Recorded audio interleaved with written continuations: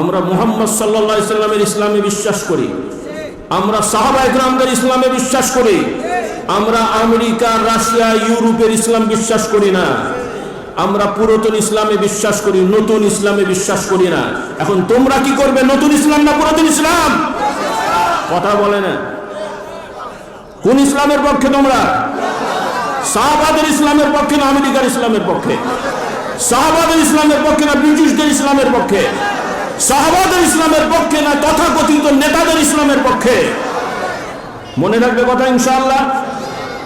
আমাদের দায়িত্ব পৌঁছে দিলাম, কিয়ামতের ময়দানে বোঝা যাবে কে কোন ইসলাম নিয়ে আল্লাহর দরবারে যাবে। কারণ কোরআনে আল্লাহ বলছেন, যারা সাহাবাদের অনুসরণ করে চলবে আল্লাহ তাআলা তাদেরকে সুসংবাদ দান করেছেন। আর এখন কিছু চিন্তাবিদ, উদ্ভিদ, নাপিত, নামধারী তারা তাদের দোষ বললে আপনাদের, তাদের অনুসারীদের, ভক্তদের মন খারাপ লাগে। আর তারা যখন আল্লাহ নবী সাহাবাদের দোষ ধরে তখন কি আমাদের মন খারাপ করা যাবে না? মনে থাকবে কথাগুলো। কাজে আমি সকল ভাই বোনদের বলছি, ঈমান নষ্ট করবে না। তথাকথিত গদি বালিশের জন্য ঈমান বিসর্জন দেবে না। আল্লাহর দ্বীনকে আঁকড়িয়ে ধরো। এই গদি বালিশ তোমাকে আল্লাহ কান ধরে বসাবেন। আর দ্বীনকে বিসর্জন দিয়ে আরেকজনের পা চেটে গদিতে উঠতে গেলে গদিতে উঠা লাগবে না, তোমাকে লাথি খেতে হবে। পূর্বেও খেয়েছো, ভবিষ্যতেও খেতে হবে। আল্লাহ আমাদেরকে হেদায়েত দান করুন। এই ওয়াজ মাহফিল কোনো দলীয়, জাগতিক কোনো দলীয় সভাও নয়, কোনো দলীয় মিটিং নয়। তবে হ্যাঁ, এটাও একটি দলীয় সভা। তবে সেই দলটা দুনিয়াবি কোনো মানুষের প্রতিষ্ঠিত দল নয়, বরং আল্লাহ তাআলার নির্ধারিত দল। সেই দলের সভা। আমরা মুমিন মুসলমান হিসেবে সবাই আল্লাহর দল, বলি আলহামদুলিল্লাহ। আমরা মুমিনরা একত্রিত হয়েছি আল্লাহর দলের হয়ে, বলি আলহামদুলিল্লাহ। এতে কারো কোনো দ্বিমত আছে? আল্লাহর দল, এই বাংলাটার আরবি হচ্ছে হিজবুল্লাহ। কোরআন শরীফে আল্লাহ তাআলা দুইটা দলের পরিচয় দিয়েছেন। আমার ছাত্র ভাইরা খুব ভালো করে মনে রাখো। তোমরা মনে করছো বা পৃথিবীতে বা বাংলাদেশে এত দল, এত ইসলামী দল, তারপরে সেকুলার দল, ধর্মনিরপেক্ষ দল। আমরা মুমিন মুসলমান হিসেবে বিশ্বাস করব, পৃথিবীতে যত মানুষই থাকুক আর যত ধর্মই থাকুক, আর এক ধর্মের মধ্যে যত দলই হোক, সব দলের মূল হচ্ছে দুইটা দল। কয়টা দল? একটা হলো আল্লাহর দল, আর একটা হলো শয়তানের দল। আমি গালাগালি করছি না, কিন্তু আমরা অনেক সময় মানে শয়তানকে নিয়ে গালাগালি করি। তো শয়তানের দল মানে গালাগালি করা হচ্ছে না কাউকে। যারা আল্লাহর বিধান মেনে চলবে, চলার চেষ্টা করবে, তারা কার দল হবে? আর যারা আল্লাহর বিধানকে পছন্দ করবে না, কার দল হবে? শয়তানের দল।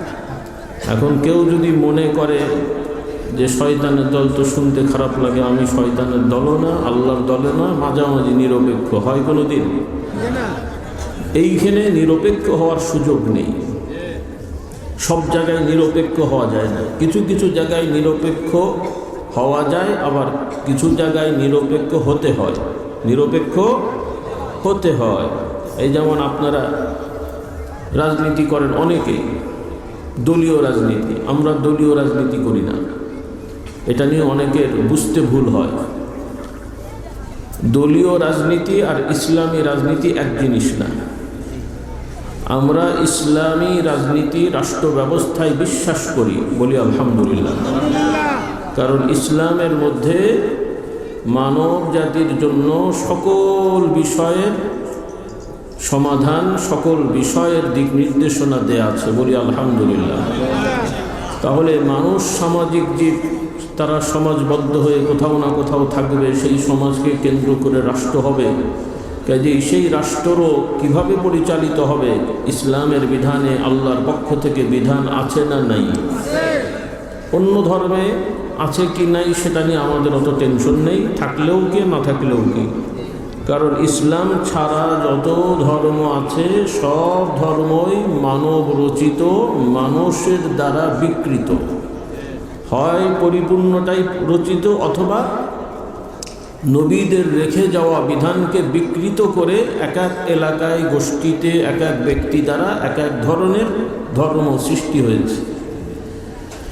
এজন্য মুমিন মুসলমান হিসেবে আমার ছাত্র ভাইরা খুব ভালো করে খেয়াল করো, মুমিন মুসলিম আমরা বিশ্বাস করব মহান স্রষ্টা আল্লাহ তাআলার পক্ষ থেকে নির্ধারিত দিন ধর্ম একটাই, তার নাম হলো ইসলাম। বলি আলহামদুলিল্লাহ।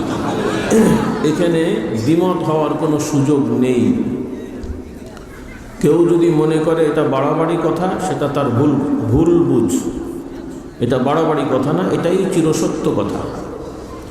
কারণ পৃথিবীতে বর্তমানে যত মানুষ আছে আর ভবিষ্যতে যত মানুষ আসবে, পূর্বে যত মানুষ চলে গেছে, সবাই আদম সন্তান। কার সন্তান?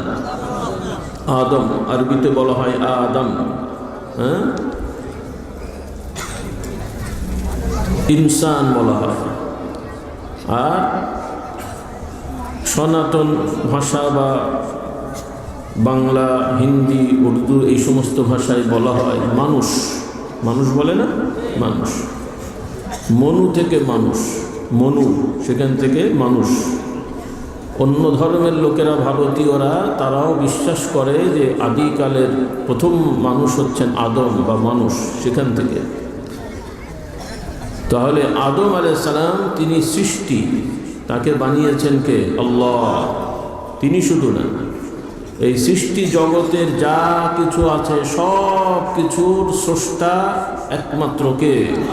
আল্লাহ। এটা আমরাও বলছি আল্লাহ, অন্যান্য ধর্ম যারা মানে তারাও বলছে আল্লাহ। তাহলে তফাৎ কোথায়? তারা মনে করে স্রষ্টা আল্লাহ, স্রষ্টা একজন, আমরা আল্লাহ বলছি। আরবি ভাষাভাষী যারা ইহুদি, নাসারা, খ্রিস্টান, হিন্দু, মানে হিন্দু তো বলে না, মানে মূর্তি পূজারক, মুশরিক, এরপরে সাবাই গোষ্ঠী, এই ধরনের কিছু আরব দেশের অমুসলিম আছে বিভিন্ন ধর্মের, তারা আরবি ভাষাভাষী। আমরা যেমন আরবিতে আল্লাহকে আল্লাহ বলি, আরবি ভাষাভাষী ইহুদি, খ্রিস্টান, অন্যান্য ধর্মের যারা আছে, অগ্নি পূজারক, সূর্য পূজারক, এরাও সবাই আল্লাহকে আরবি ভাষায় আল্লাহই বলে। কি বলে? মক্কার আবু জেহেল, আবু লাহাব সহ এরা সবাই আল্লাহকে আল্লাহই বলতো। আল্লাহ বলতে আমরা বুঝাই যে মহান স্রষ্টা সদা সর্বদা ছিলেন এবং আছেন এবং থাকবেন। তিনি একাই, একক শক্তি ক্ষমতায় এই সব কিছু সৃষ্টি করেছেন এবং সৃষ্টি করার পর থেকে সদা সর্বদা সব কিছুর প্রয়োজন মেটানো, দেখাশোনা করা, নিরাপত্তা দেওয়া, এই সব বিষয় মহান আল্লাহ তাআলা নিজেই একাই করে থাকেন। এই ব্যাপারে তার সাথে কাউকে সহযোগিতার দরকার হয় না। বলুন সুবহানাল্লাহ। এইগুলো অন্তরের মধ্যে গেঁথে নিতে হবে।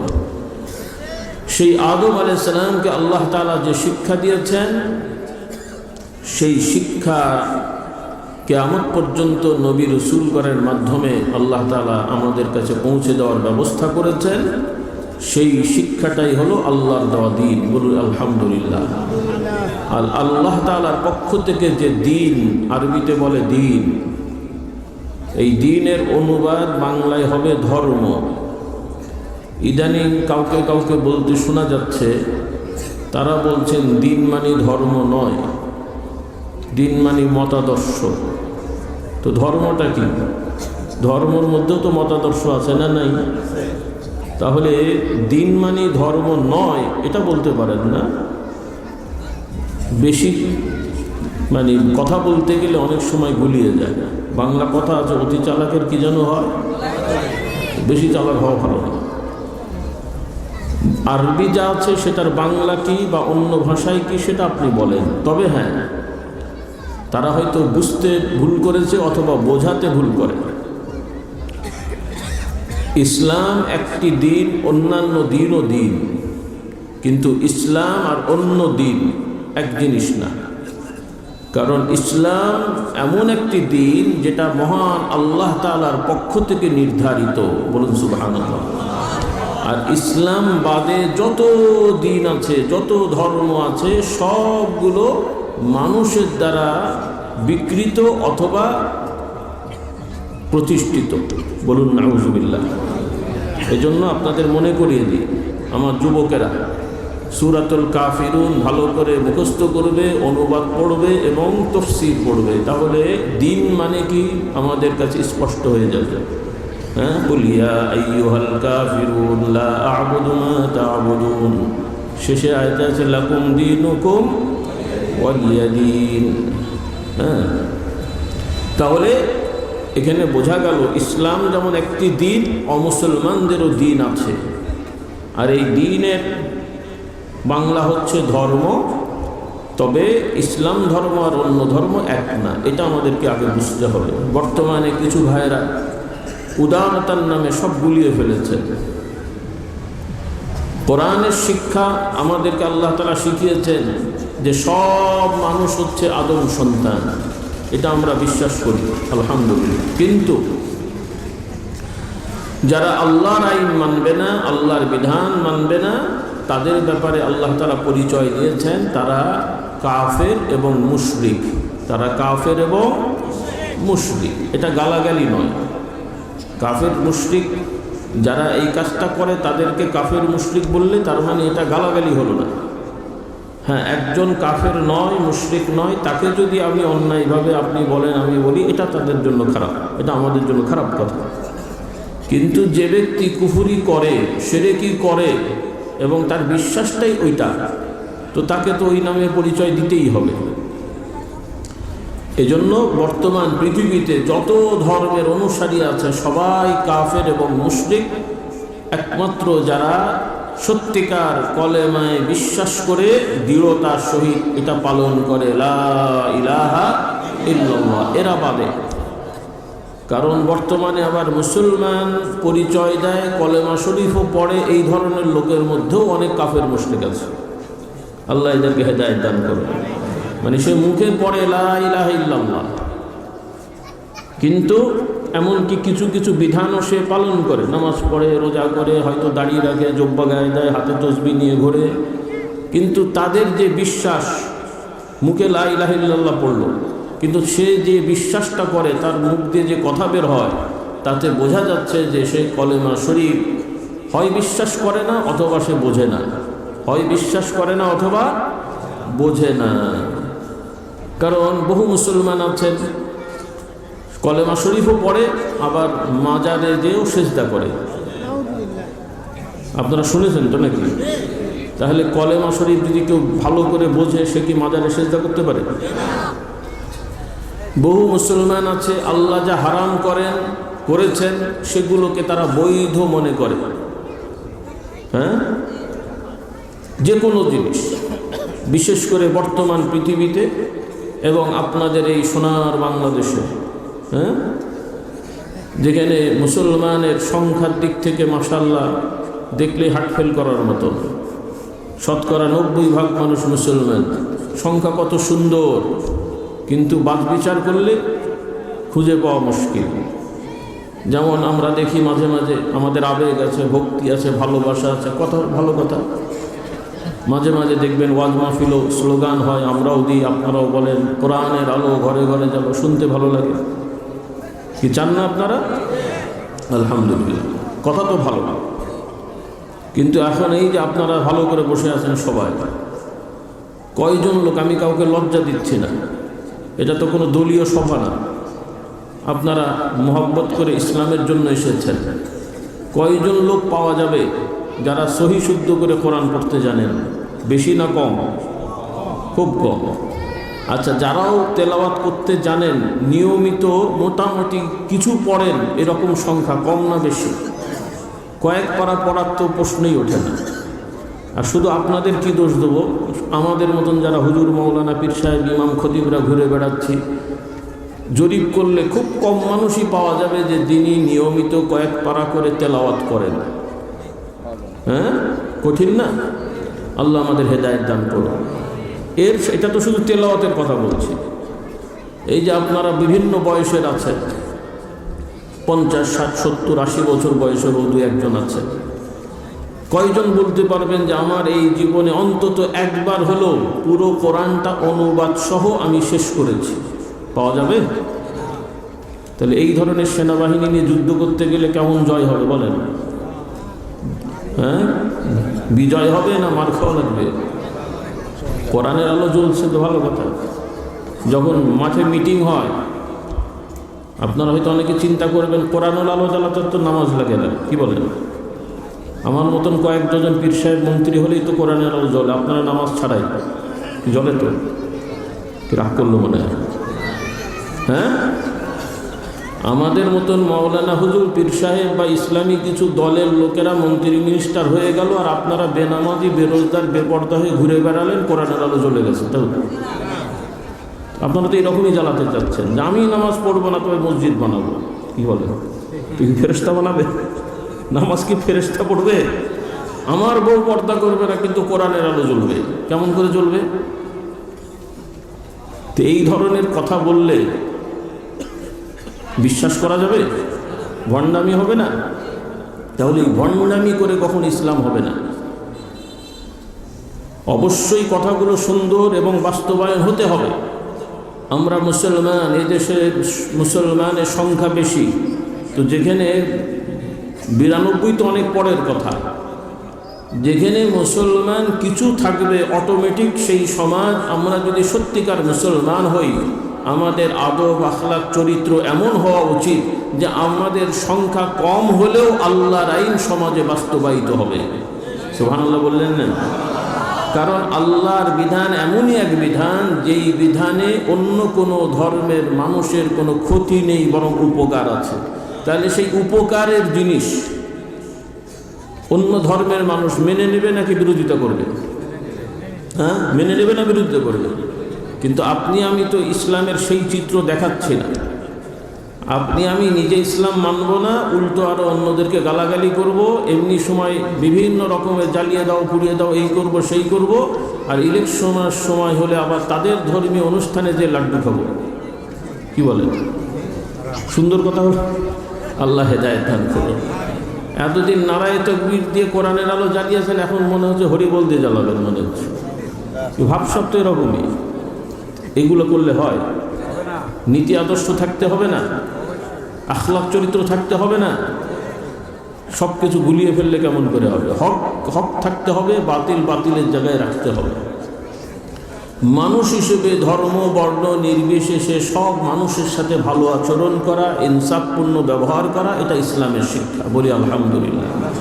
কিন্তু অন্য ধর্মের ধর্মীয় বিষয় নিয়ে, তাদের ধর্মীয় দোয়া দরুদ প্রার্থনা, তাদের ধর্মীয় খাবার, তাদের ধর্মীয় উৎসব, এই সমস্ত জায়গায় কখনোই কোনোভাবে শরীক হওয়া, অংশগ্রহণ করা বা অংশীদার হওয়া কোনো মুমিনের পক্ষে এটা সম্ভব নয়। আমার যুবকরা শিখে নাও, কারণ তোমাদের তো দোষ দেওয়া মুশকিল। আমি হুজুর যদি পুজোয় যে গীতা পাঠ করি, তাহলে তোমরা তো আরও কিছু করা শুরু করে দেবে।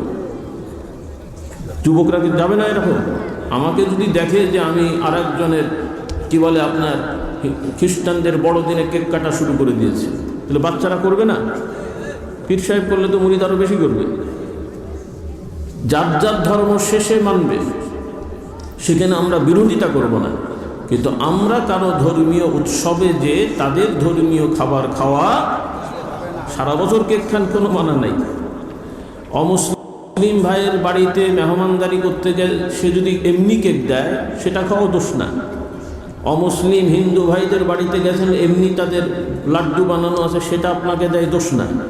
কিন্তু পুজোর লাড্ডু, যিশু খ্রিস্টের বার্থডের কেক, এগুলো ধর্মীয় ব্যাপার। কারণ ওখানে তারা শিরকি করে প্রার্থনা করে। যেমন আমরাও ছাগল খাই, অমুসলিমরাও ছাগল খায়। আমরা কার নামে জবাই করি? আর অমুসলিমরা পাঁঠা বলি দেয়। খাবেন তো নাকি? হ্যাঁ, ইলেকশনের সময় খাওয়া যায়, এমনি সময় সমস্যা আছে। কি বললেন? আল্লাহ হেদায়েত দান করুন। তাহলে আমরাও ছাগল খাই, তারাও খায়। আমরা বিসমিল্লাহ বলে জবাই করি, সেটা আমরা খেতে পারবো। কিন্তু অমুসলিম, বিশেষ করে মুশরিক যারা, মানে ইহুদিরাও মুশরিক। আবার আমি যুবকদের যারা বয়স্ক, মানে বুঝদা, তাদের বলে দিই, কারণ আমাদের মতন কিছু হুজুররা বেখিয়ালে কথা বলে। কদিন আগে একজন দেখলাম, তিনি ভালো মানুষ, কিন্তু বেখিয়ালে বলছে বর্তমান ইহুদিরা শিরক করে না। বলেন নাউজুবিল্লাহ। আচ্ছা, যারা বিশ্বাস করে আল্লাহর সন্তান হয় তাদের সেরে হলো না? হ্যাঁ, তাহলে সব ইহুদিরাই তো বিশ্বাস করে আল্লাহ তাআলা সন্তান গ্রহণ করেন। বলুন নাউজুবিল্লাহ। ওয়াকালাতিল ইয়াহুদু উযাইর ইবনুল্লাহ, ইহুদিরা বিশ্বাস করে, তারা বলে উযাইর আল্লাহর সন্তান। খ্রিস্টানরা বলে ওয়াকালাতিন নাসারা ঈসা ইবনুল্লাহ, খ্রিস্টানরা বলে ঈসা আল্লাহর সন্তান। বলুন নাউজুবিল্লাহ। আর মক্কা শরীফের মুশরিকগুলো তাদের দাবি হলো ফেরেশতারা আল্লাহ তাআলার মেয়ে। বলুন নাউজুবিল্লাহ। তাহলে এগুলো শিরকি আকীদা। তো যাই হোক, আমার যুবক যুবতী ভাই বোনেরা, অন্তর দিয়ে এটা গেঁথে নাও। এটা বাড়তি কথা না, শুধু হুজুরদের বানানো কথা না। তুমি একজন মুমিন মুসলিম হতে হলে তোমার বিশ্বাস হতে হবে আল্লাহ তাআলার পক্ষ থেকে নির্ধারিত দিন একটাই ইসলাম। ইসলাম বাদে সব হচ্ছে বিভ্রান্তি, পথভ্রষ্টতা এবং জাহান্নামের রাস্তা। সেটা যদি মুসলমানের মধ্যেও হয় সেটাও জাহান্নামের রাস্তা। কোনো মুসলমানও যদি এমন কোনো পদ্ধতি বিধান আবিষ্কার করে যেটা রাসূলুল্লাহ সাল্লাল্লাহু আলাইহি ওয়াসাল্লামের শেখানোর বাইরে, সাহাবাদের থেকে প্রমাণিত হওয়ার বাইরে এমন জিনিস যদি মুসলমানদের মধ্যেও কেউ রেওয়াজ চালু করে, সেটাকেও ইসলাম বলে পালন করলেও হারাম হবে, কবিরা গুনাহ হবে। কি হবে? হ্যাঁ বলেন, কি হবে? এটাকে আরবিতে বলে বেদআত। এই ব্যাপারে আমি অনেক বলেছি আগে। যাই হোক, এগুলো থেকে আমরা বিরত থাকবো। আল্লাহ আমাদের হেদায়েত দান করুন। আসুন প্র্যাকটিক্যাল কিছু কথা বলে যাই। যেহেতু প্রতিবার মাহফিল আসা হচ্ছে, আল্লাহ তাআলা নিয়ে আসলে আগামীবার আবার আসতে হবে। কি আমরা আসবো না আসবো না? আপনাদের কি ইচ্ছা? অনেক আশা আছে, এখন কিছুদিন বন্ধ থাকবে নাকি? কি আসবো ইনশাল্লাহ? আচ্ছা, আসলে আপনাদের কিছু কাজ দিয়ে যাবো, সেটা করতে হবে। রাজি আছেন? বিশেষ করে ছাত্র ভাইদের, তোমাদের স্কুল কলেজ ইউনিভার্সিটি থেকে বাড়ির কাজ দেওয়া হয়, অ্যাসাইনমেন্ট দেওয়া হয়। আমারও কিছু বাড়ির কাজ আছে, অ্যাসাইনমেন্ট আছে। 1 বছর সময়। কতদিন সময়? 1 বছর। এই 1 বছরে যারা কোরআন শরীফ তেলাওয়াত করতে পারো না, ক্লাস 1-এর ছেলেরা রিডিং, বাংলা রিডিং পড়ার কথা, 2-3-তে আরও ভালো পড়ার কথা, এবং এখনকার বয়স অনুযায়ী ভালোই পারার কথা। সেই হিসাবে 1 থেকে ইউনিভার্সিটি লেভেল পর্যন্ত যত ছাত্র ছাত্রী আছো, এখন থেকে নিয়ত করো এই 1 বছরের মধ্যে ইনশাল্লাহ আমরা কোরআন শরীফের অক্ষর জ্ঞান সহ তেলাওয়াত মানে রিডিং পড়া শিখে ফেলবো। বলি ইনশাল্লাহ। আল্লাহ তাআলা তৌফিক দান করুন। আমরা কিন্তু আগামীবার দেখতে চাইব কিছু যুবকরা হাত তুলে বলবে, এবং প্রয়োজন হলে আমি পরীক্ষা নেব যে আলহামদুলিল্লাহ গতবার আমি জানতাম না, এই 1 বছরে আমি শিখে গেছি। পাওয়া যাবে ইনশাল্লাহ। আল্লাহ তাআলা আমাদেরকে তৌফিক দান করুন। আর যারা এইচএসসি, ইন্টারমিডিয়েট এবং ডিগ্রি অনার্স মাস্টার্সের ছাত্র, তোমরা তো কোরআন শিখবে, পাশাপাশি তোমরাও কোরআন শরীফের তাফসির কিনে নেবে। কি কিনবেন? আর এখানে যারা বয়স্করা আছেন, আপনাদের ছেলে, নাতি, পুত্র, নাতনি, পুত্রী, হ্যাঁ যাই হোক, মানে ছেলের দিক হোক, মেয়ের দিক হোক, মেয়ের হোক এবং ছেলে হোক, আপনারা দাদা, নানা, বাবা যারা আছেন, চেষ্টা করবেন আপনার প্রত্যেক ছেলে, মেয়ে, নাতি, পোতাকে আপনার পক্ষ থেকে একটা করে কোরআনের তাফসির কিনে হাদিয়া দেবেন। পারা যাবে না ইনশাআল্লাহ? কি যাবে না ইনশাআল্লাহ? বলেন ইনশাআল্লাহ। আল্লাহ তাআলা তৌফিক দান করুন। আর পরামর্শ হিসেবে বলে যাই, তফসিরের তো অনেক কিতাবই বাংলায় আছে, তবে বিশেষভাবে আমার পক্ষ থেকে অনুরোধ, মোটামুটি নির্ভরযোগ্য, তবে কোরআনে তো আর ভুল নাই, সাধারণ তাফসিরেও ভুল নাই, তবে অনেক সময় অনুবাদকরা কথা লিখতে যে ভুলভ্রান্তি করে বা অস্বাভাবিক মানে কি বলে যথাযথ হয় না, সেটা হয় অনেক সময়, তো সেগুলো ওলামারা ঠিক করে দেবেন। পরামর্শ হিসেবে আপনাদের অনুরোধ থাকবে মাআরিফুল কোরআন, তাফসিরে মাআরিফুল কোরআন, আর একটা হলো তাওজিহুল কোরআন। মনে রেখেন, হুজুররা, ইমাম খতিবরা আপনাদের মনে করিয়ে দেবে। আর আপনারা নিজেরা, ভাইরা শুধু না, মাইকের আওয়াজ শুনতে পাচ্ছেন মা বোনেরা, আপনাদের এলাকায় মানুষ পড়াশোনায় বেশ অগ্রগামী। অনেক মহিলারাও মাশাআল্লাহ MA pass, degree pass, inter pass তো অনেক আছে, এবং তুলনামূলক ছেলেদের তুলনায় আপনাদের অঞ্চলের মেয়েদের রেজাল্টও ভালো। কি বলেন? হ্যাঁ। তো এই জন্যে আমি মা বোনদের বলতে চাই, আপনারা এত বছর শুধুমাত্র বাংলা, ইংরেজি, ভূগোল, বিজ্ঞান শিখলেন, একটু কোরআনটা শেখার দরকার আছে না নাই? শুধু পুরুষরা না, জান্নাত জাহান্নাম কি শুধু পুরুষদের মুআমালা না মহিলাদেরও?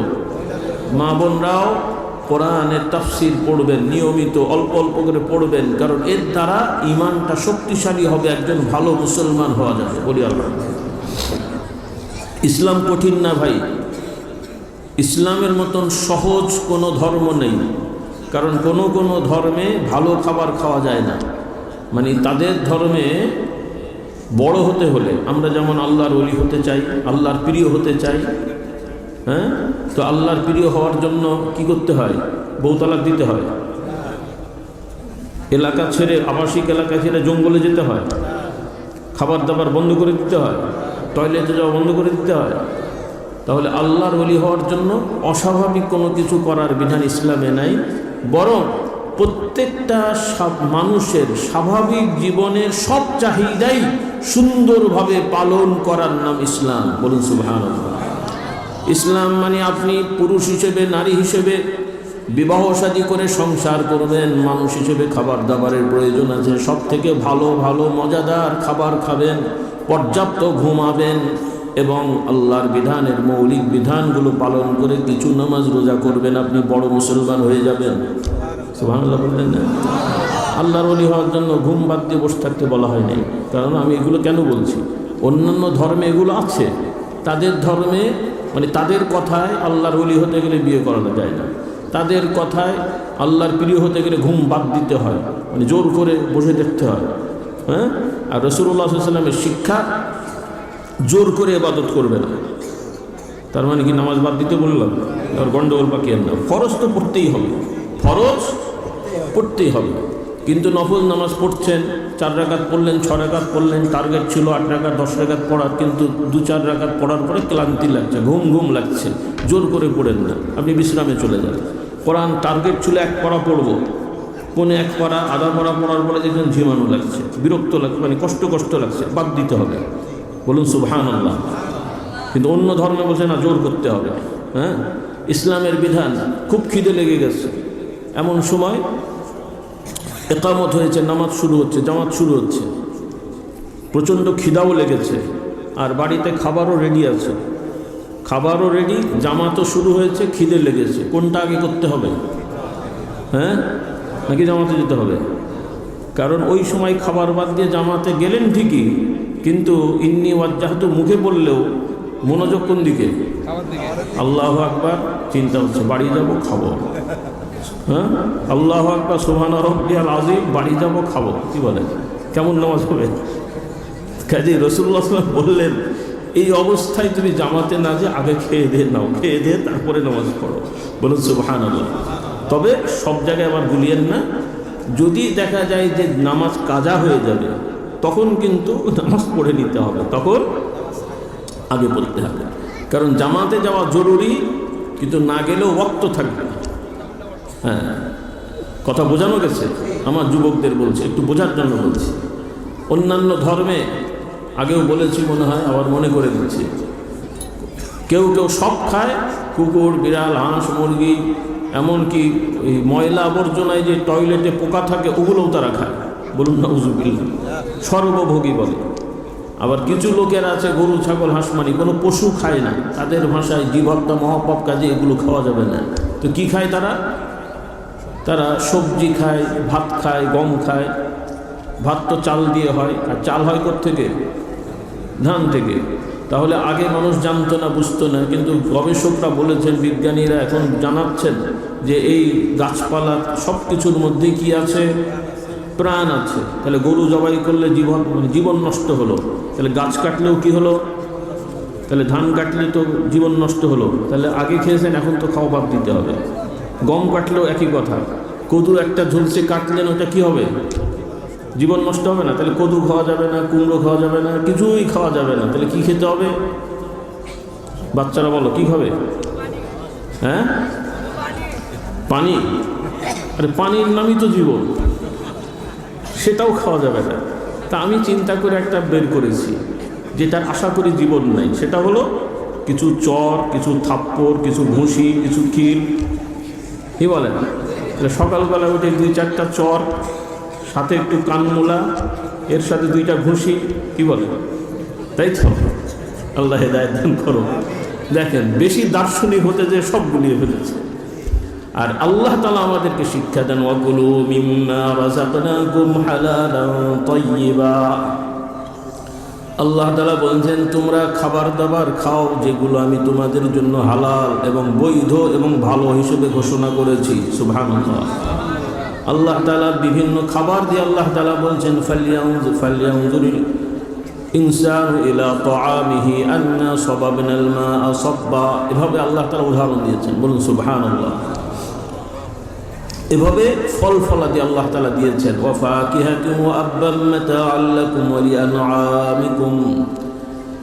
এজন্য আমার যুবক যুবতী ভাই বোনেরা, ইসলামকে ভুল বুঝো না, ইসলামকে বোঝা মনে করো না, বরং হালাল উপার্জন করবে, হালাল খাবে এবং প্রাপ্তবয়স্ক হলে আমার অভিভাবকেরা ছেলে মেয়েকে সুন্দরভাবে বিবাহ শাদী দিয়ে তাদেরকে ঘর সংসার করার ব্যবস্থা করে দেন এবং প্রত্যেককে স্বাধীনভাবে তাদের জীবন যাপন করার ব্যবস্থা করে দেন। আল্লাহ তাআলা তাদেরকে কবুল করবেন, বরকত দেবেন, বলুন সুবহানাল্লাহ। কিন্তু বর্তমানে সমস্যা হলো অনেক বাবা মা বিয়ে দেন ঠিকই সন্তানকে, ছেলেদেরকে, কিন্তু অনেক সময় দেখা যায় যে ছেলের যোগ্যতা নেই, ছেলের প্রয়োজন নাই, তারপরেও বিয়ে দিয়ে দেন। এটা দেখাশোনা দরকার আছে। আপনার ছেলের যদি যোগ্যতা না থাকে, তার প্রয়োজন না হয়, আপনাদের বাড়ির রান্না বাড়ার প্রয়োজনে ছেলের বউ আনবেন না, এটা অনুচিত। হ্যাঁ, ছেলের বউ বাড়িতে আসলে বাড়ির কিছু দেখাশোনা করবে, এটা না দোষ না, কিন্তু তাকে তার উপরে প্রেশার দিয়ে জুলুম করিয়ে বাড়ির কাজ করানো এটা কিন্তু অন্যায়। কারণ একটা মহিলা তার দায়িত্ব হলো সে তার স্বামীর দায়িত্ব পালন করবে, স্বামীর 14 গোষ্ঠীর দায়িত্ব পালন করা তার ফরজ না। এই জিনিসগুলো আপনাদের বুঝতে হবে। এজন্যই অশান্তি হয়। কারণ আপনি যদি আরেকজনের প্রতি অবিচার করেন, রহমত আসবে? অধিকাংশ পরিবারের মধ্যে এই জুলুমটা আছে, পারিবারিক জুলুম। যারা শাশুড়ি হন ছেলের বউয়ের উপরে জুলুম করেন, আবার অনেক ক্ষেত্রে ছেলের বউ যারা আছেন তারাও শাশুড়িদের সাথে বেয়াদবি করে। দুটোই খারাপ। যারা ছেলের বউ আছেন মা বোনেরা, আপনারা শাশুড়িদের সাথে বেয়াদবি করবেন না। আবার যারা শাশুড়ি আছেন আপনারা ছেলের বউয়ের প্রতি অবিচার করবেন না। আর পুরুষরা যারা আছেন আপনারা এটাকে কন্ট্রোল করবেন, তাহলেই তো আপনি একজন পুরুষ মানুষ। পুরুষরা যদি এটা কন্ট্রোল করতে না পারেন তাহলে তো কাপুরুষ হয়ে গেলেন। যেই স্বামী বা যেই পুরুষ মায়ের কথা শুনে বউয়ের উপরে জুলুম করবে অথবা বউয়ের কথা শুনে মায়ের সাথে বেয়াদবি করবে, সেটা কি ভালো পুরুষ হলো? এ তো কাপুরুষ হলো। স্ত্রীকে স্ত্রীর অধিকার দিতে হবে, মাকে মা বাবাকে মা বাবার অধিকার দিতে হবে। মা বাবার অধিকারের সাথে স্ত্রী স্বামীর অধিকারের কোনো সাংঘর্ষিকতা নেই, হ্যাঁ, কোনো ধরনের কন্ট্রাডিকশন নেই। এজন্য আমার যুবকদের বলতে চাই, কেউ কেউ আছে বউয়ের ভক্ত, কেউ আছে মায়ের ভক্ত। কোনটা বেশি কম আমার জানা নেই আপনাদের দেশে। কোনটা বেশি? মায়ের ভক্ত বেশি না বউয়ের ভক্ত বেশি? বউয়ের ভক্তই বেশি, কি বলেন?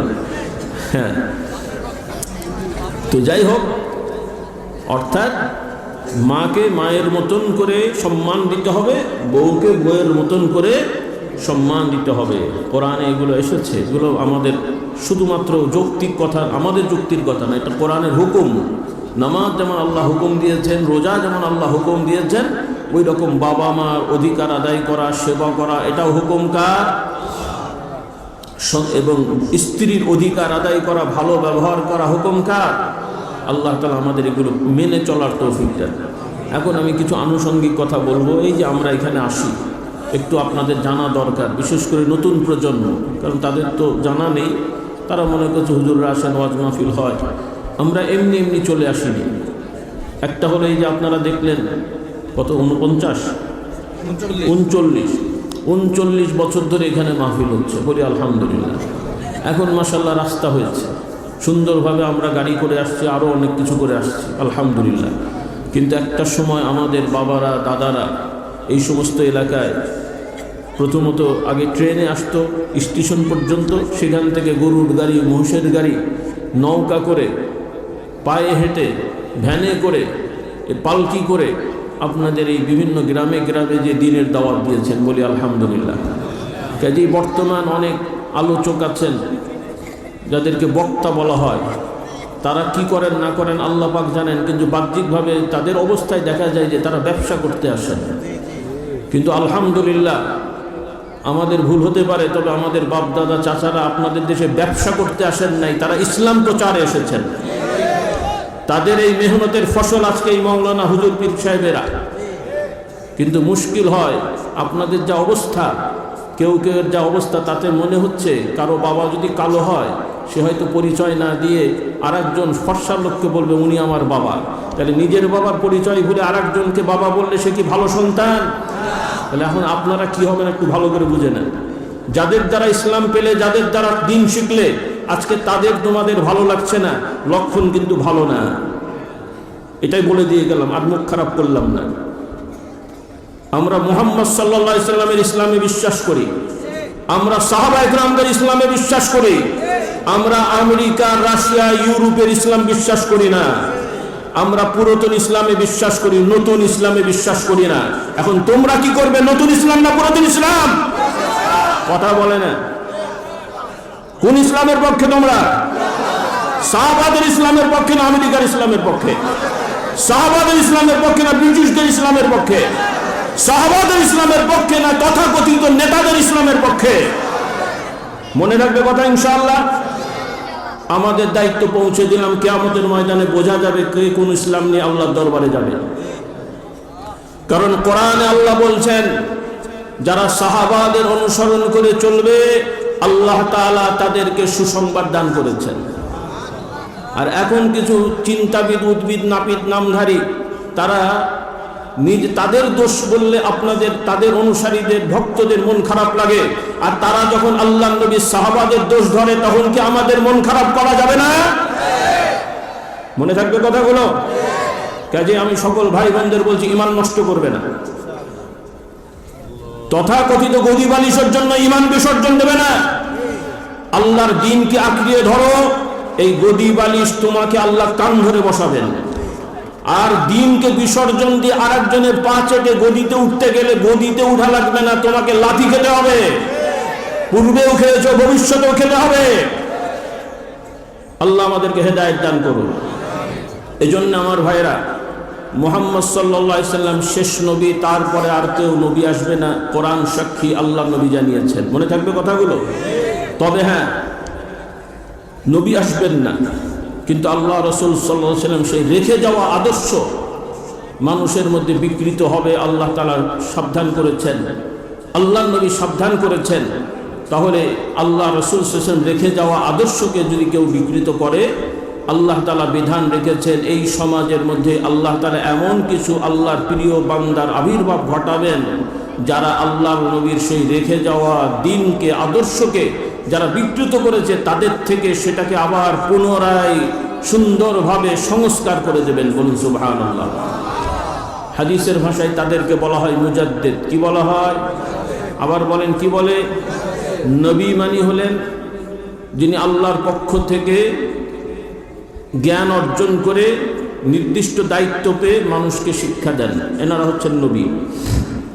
আর মুজাদ্দিদ হলেন তারা নবী না, কিন্তু নবীর রেখে যাওয়া, বিশেষ করে আমাদের প্রিয় নবী মুহাম্মদ সাল্লাল্লাহু আলাইহি সাল্লামের রেখে যাওয়া আদর্শকে সমাজে যারা বিকৃত করে দেয় বা ভুলভাবে প্রচার করে, সেই ভুলভ্রান্তি নিরসনে তারা মানুষকে আল্লাহর নবীর রেখে যাওয়া প্রকৃত আদর্শ প্রচার করেন। বলুন সুবহানাল্লাহ।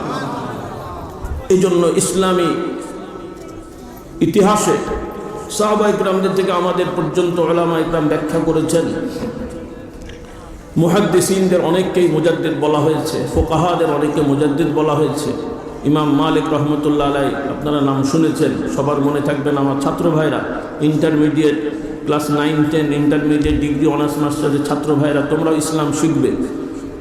তোমাদের পাঠ্যপুস্তকে এগুলো নাই, তবে মোটামুটি ইসলাম সম্পর্কে শেখার চেষ্টা করবে। আল্লাহ তাআলা আমাদেরকে তৌফিক দান করুন। মুজাদ্দিদ হলেন সংস্কারক। ইমাম মালিক রহমতুল্লাহ আলাইহি মুজাদ্দিদ ছিলেন। ইমাম বুখারীকেও কেউ কেউ মুজাদ্দিদ বলেছেন।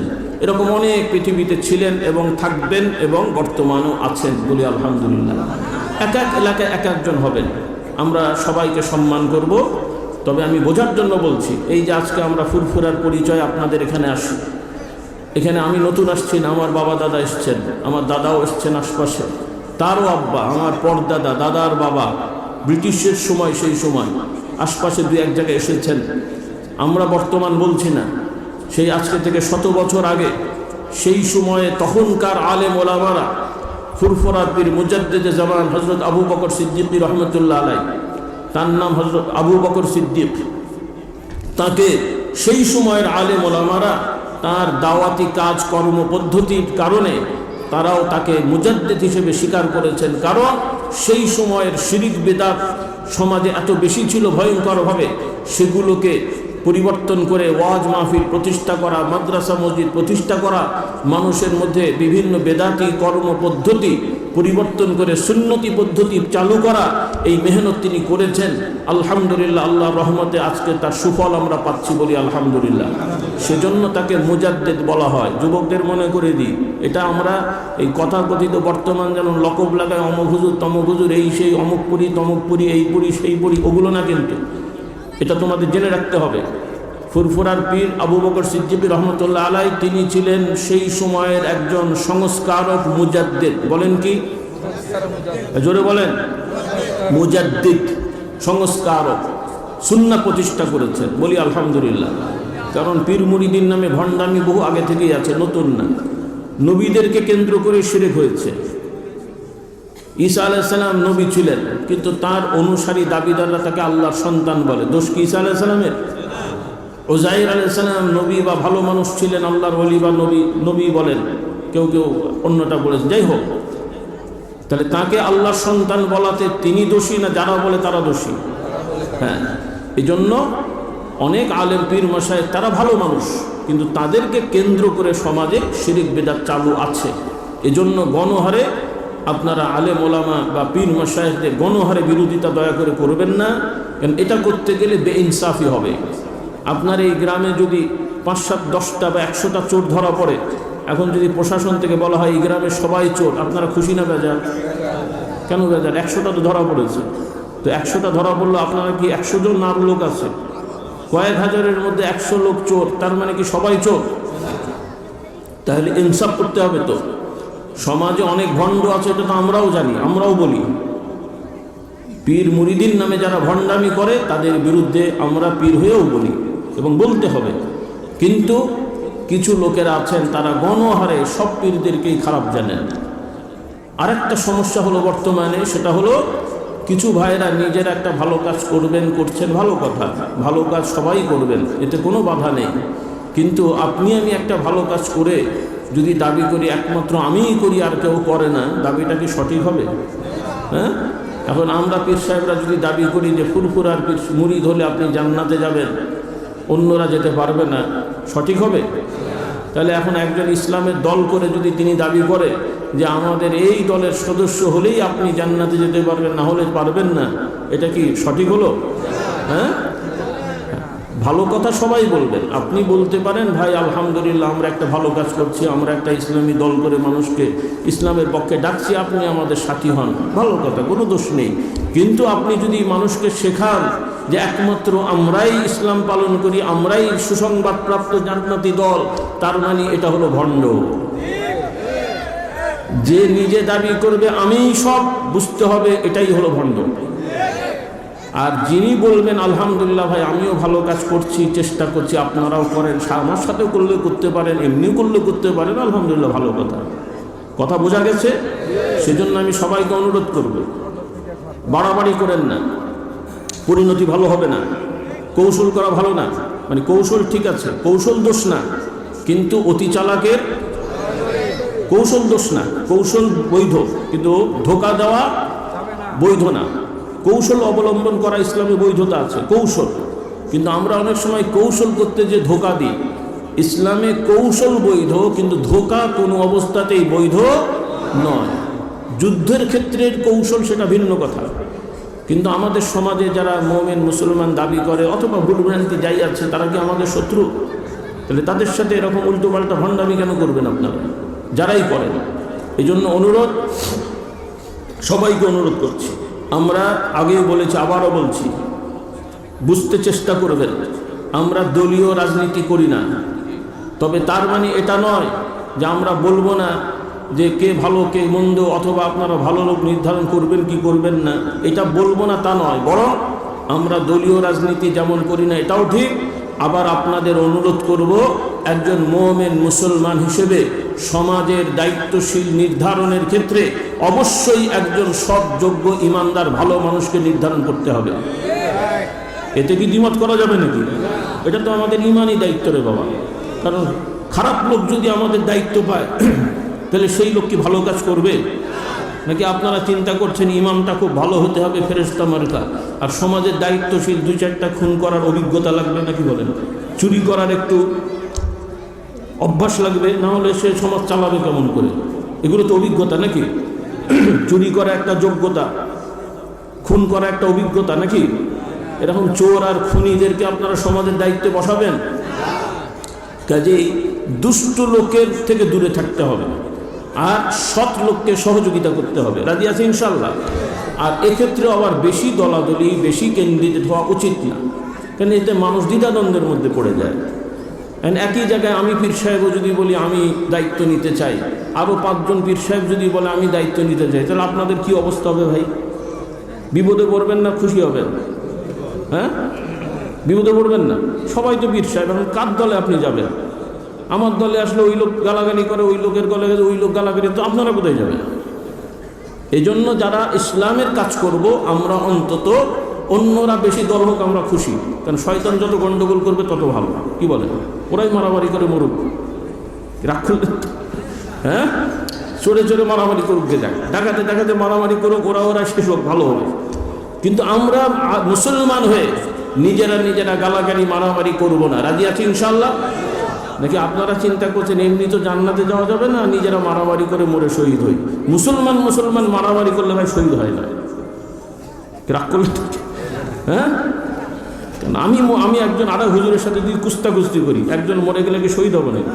ভালো মানুষ এসে আমি কুস্তাকুস্তি করতে যাবো কি করতে? হ্যাঁ, কি রাগ করলেন আপনারা? ইসলাম শেখেন। এই যে আপনাদের মাথার মধ্যে গণতন্ত্র, সমাজতন্ত্র ঢুকে পড়েছে, এগুলো বের করতে হবে। ইসলামের রাষ্ট্র ব্যবস্থায় এই এত দল, এত ক্যান্ডিডেট, এই সমস্ত নাই। তবে হ্যাঁ, এখন তো একটা জিনিস চলছে, রাতারাতি তো সব পাল্টাবে না, আপনাদেরকে সচেতন থাকতে হবে। ওজোরের কিছু মশলা আছে, স্বাভাবিক নিয়ম, পানি ব্যবহার করে গোসল করবেন, পানি ব্যবহার করে ওযু করবেন, এগুলো স্বাভাবিক নিয়ম। কিন্তু পানি না থাকলে অথবা অসুস্থ হলে সেই সময় কি করতে হয়? তায়াম্মুম করতে হয়। ওজোরের মশলা, তাহলে ওজোরের মশলা সব সময় দেওয়া যাবে না। ওজোরের সময় এখন যেহেতু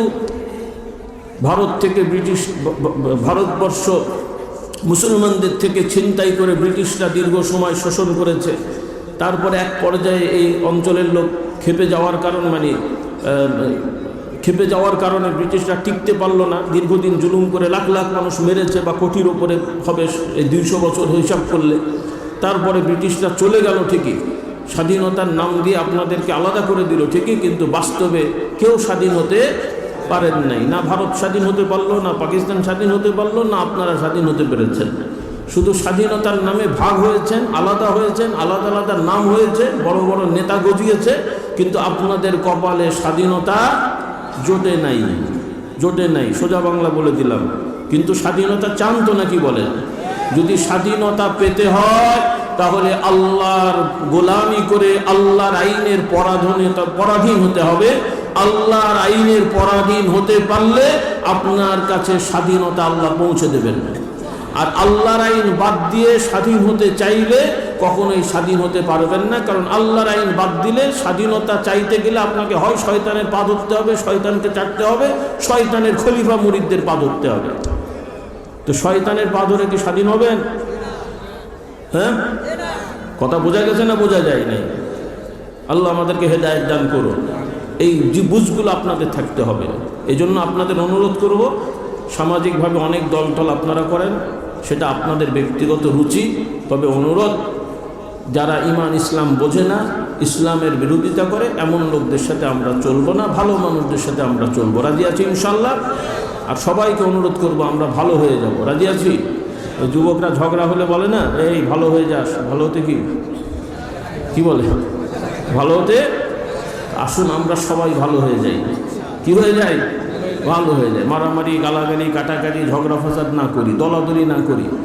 যার যার দিনের কাজের সিস্টেম আপনারা করতে থাকেন, কিন্তু কেউ কারোর সাথে ঝগড়া করে, কেউ কাউকে আন্ডার এস্টিমেট করতে না চাই, কাউকে ছোট করে না দেখি। প্রত্যেকের খেদমত, মেহনত, পরিশ্রমকে মূল্যায়ন করি, সম্মান করি এবং আন্তরিকভাবে, মুনাফিকি না করি। কি করি? আন্তরিকতা দেখাতে হবে। মুনাফিকি করা যাবে না। মুখে খুব প্রশংসা করলাম, মনে একটা রাখলাম, সামনে একরকম বললাম, পেছনে আর একরকম বললাম। কেউ না দেখলে কে দেখেন? কেউ না জানলে কে জানেন? আর বাংলাও কথা আছে, চোরের একদিন গৃহস্থ, চোরের 10 দিন গৃহস্থির প্রকাশ হবেই। বেশি যতই চালাকি করেন, আপনি মনে করছেন, আমি মনে করছি, গোপনে গোপনে বলে কেউ শোনে না। বাংলা কথা আছে, দেয়ালেরও কি কাজে। এই সমস্ত ভণ্ডামি করে খামাখালি নিজেদের কপাল না পোড়াই। আমরা সবাইকে বলছি, মানুষের সাথে আন্তরিক হই, সবার সাথে ভালো ব্যবহার করি, কারো ভুল হলে নসিহত করি, কিন্তু সামনে একরকম পেছনে একরকম এগুলো যেন আমরা না করি। এতে কারো ক্ষতি হবে না। যে করবে তার নিজের ক্ষতি হবে, যে করবে তার নিজের ক্ষতি হবে। আল্লাহ আমাদের হেদায়েত